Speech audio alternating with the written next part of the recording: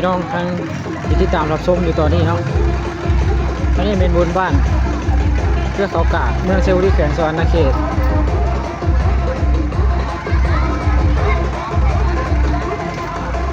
ตอนนี้เพิ่งกำลังง่ายเครื่องเสียงอยู่เนาะดูว่าเพิ่นที่มาเปิดเต้นทางนั้นก็จะเป็นห่างบังไฟโอ้โหมาสามพี่น้องเลยโอ้ท่านบังไฟเพิ่น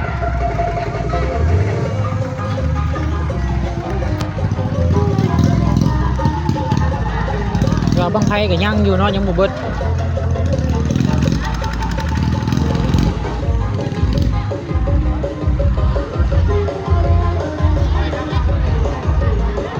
คนตกแน่มื้อนี้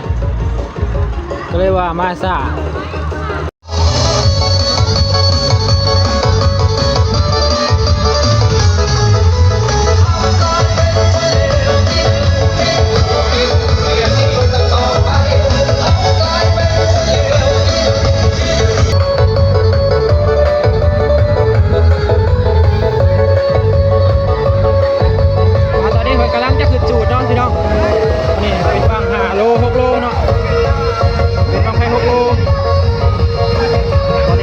ขึ้นจุดเดี๋ยวมาติดตามกันว่าสิขึ้นงามหรือเปล่าบ้าง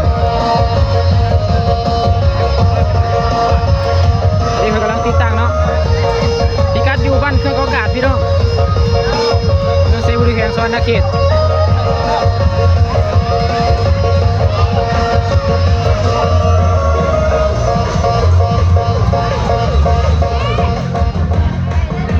ตอนนี้เพิ่งกำลังเตรียม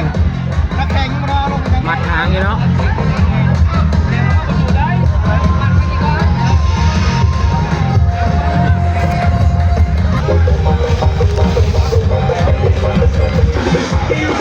เป็นบังไฟ6 โลพี่น้องเรามาติดตามรับชมกันฝนตกแน่มื้อนี้ค่ะก็เลยว่ามาซะคิดว่าสิบ่ได้มาแล้วเนาะแต่ก็ยังทันคือเก่าท่านนั้นเนี่ยเป็นทานผู้ชมเนาะที่ว่ากำลังมาเบิกบังไฟพี่น้องเครื่องเสียงแม่นติดเชลโลไทยเลยโอ้คักขนาดจุดไหนกันแล้วบัดนี้เด็ดใหม่ยางใหม่หางเฮ้ยใหม่หางพี่น้องใหม่หางเอาเป้าตายแล้วพี่น้องหลังจากที่ตั้งแล้วเนี่ยเพิ่นเคียงกำลังจะจูดเนาะพี่น้อง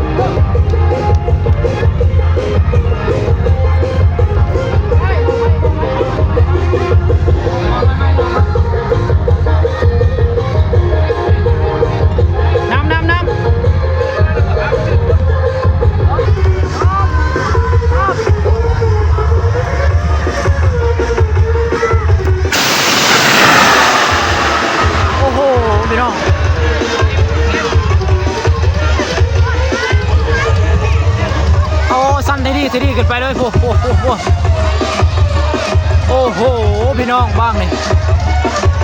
เข้าขี้เพือกแท้ๆสุดยอดอันนี้ที่มาของคำว่าสุดยอดเนาะบ่ฮู้ว่าบังไฟขายได้พี่น้องโอ้โหคนบ่ฮู้ว่าบังไฟขายได้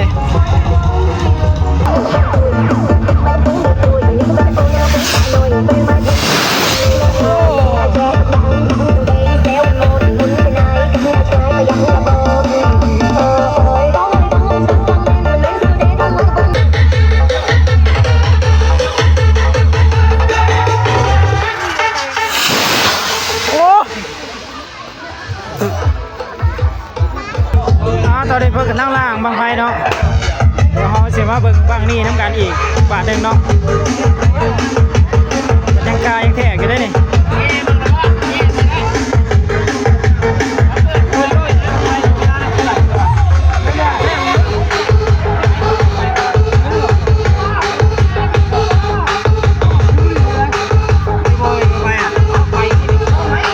จัดไปถึงงานคือเก่าแล้วพี่น้องเต้นอย่างเดียวบ่มี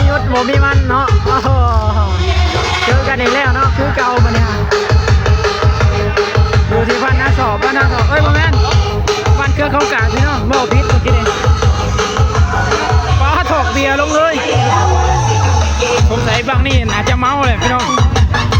เอาเบียร์ให้มันกิน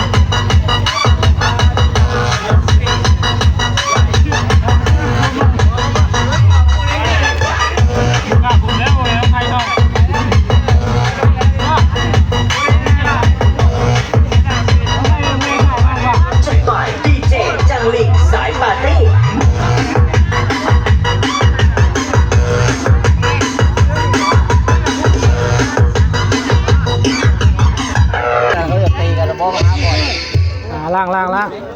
อันนี้เป็นล่างไปเนาะDJ 1 O on the mix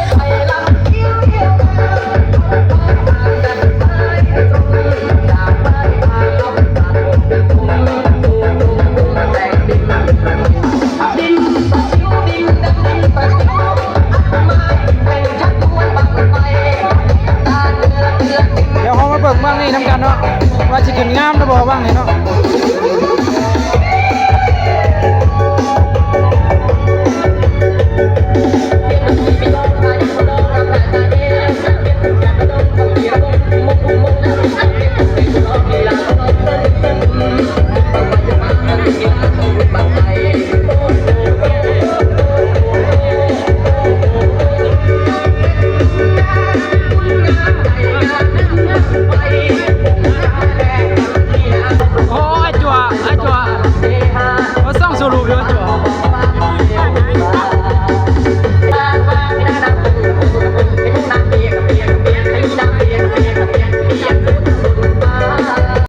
ใช่เป็นไปอย่างไรแต่มันมื่นวะ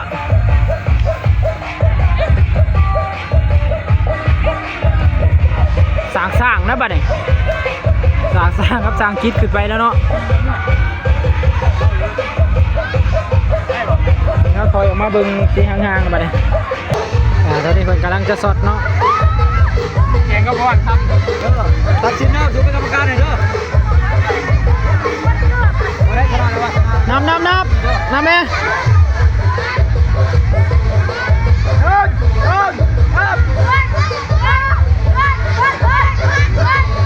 เอา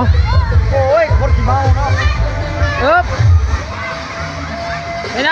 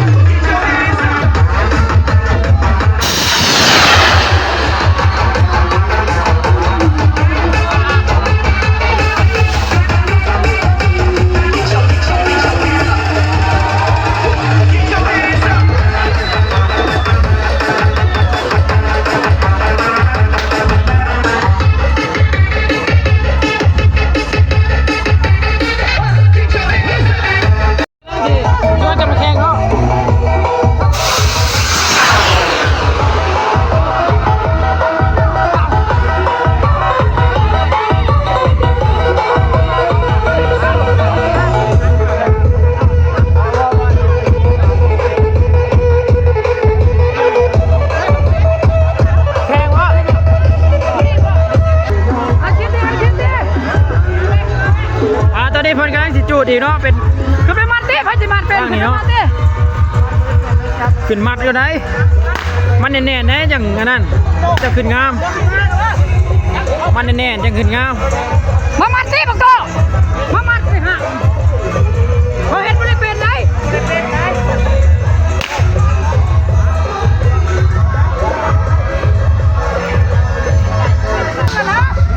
เอาไปขึ้นก็ได้เอา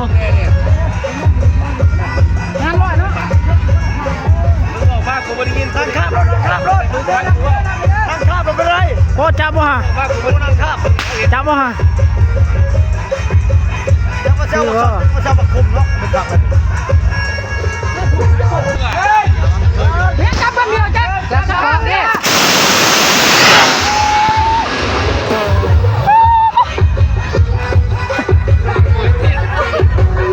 เ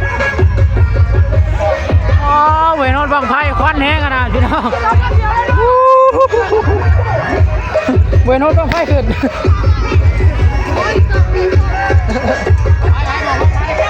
ตอนนี้เป็นบ้างใหญ่7 โลนะพี่น้องเพิ่นกำลังจะขึ้นเตรียมจุดเนาะโอ้โหบ้างเลยอาจจะสุดยอดแล้วบ้างนี่จอเพี้ยนะเป็นบ้าง7 กิโลเนาะเดี๋ยวเพิ่นกำลังแต่งอยู่เนาะเดี๋ยวมาเบิ่งนำกันว่าสิขึ้นงามหรือบ่ขึ้นสูงๆลงซ่าๆทำเวลาให้หลายเพิ่นว่า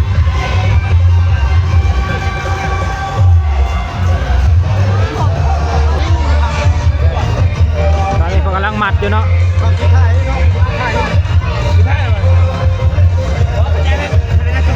ต้องชุดท้ายบ่ตัวนี้เป็นบ้างชุดท้ายของงานนี้เนาะพี่น้องเดี๋ยวมารอรุ่นนำกันว่าสิขึ้นงามหรือบ่เป็นบ้างชุดท้ายของงานนี้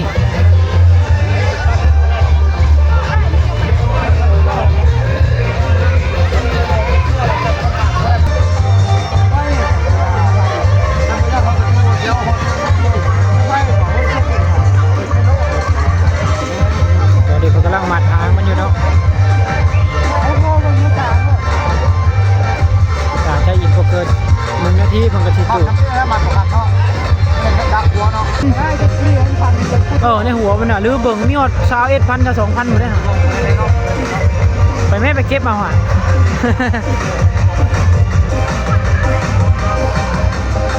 โอเคแล้วพี่น้องเลย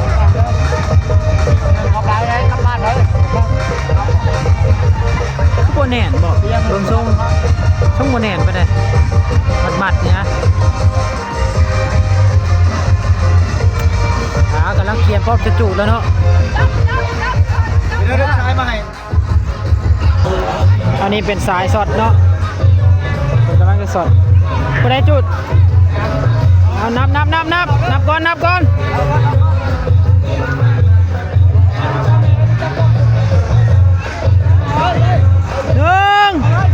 2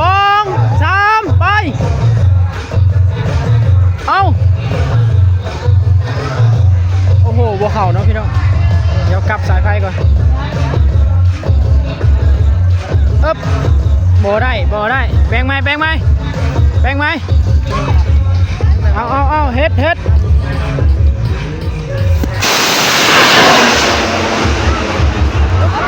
โอ้โหออกน้ำกับท่านสันทีรี่ไปเลยโอ้โหขึ้นงามขนาดพี่น้องจักโลเลย7 บังนี่7 โลเนาะพี่น้องผมป้อดินงามเลย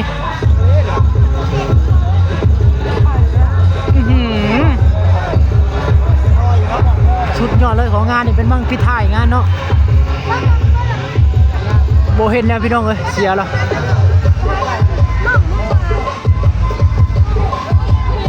คลิปนี้ก็สิขอลา FC ไปก่อนเนาะเดี๋ยวพอกันใหม่งานหน้าพี่น้องเป็นงานบุญ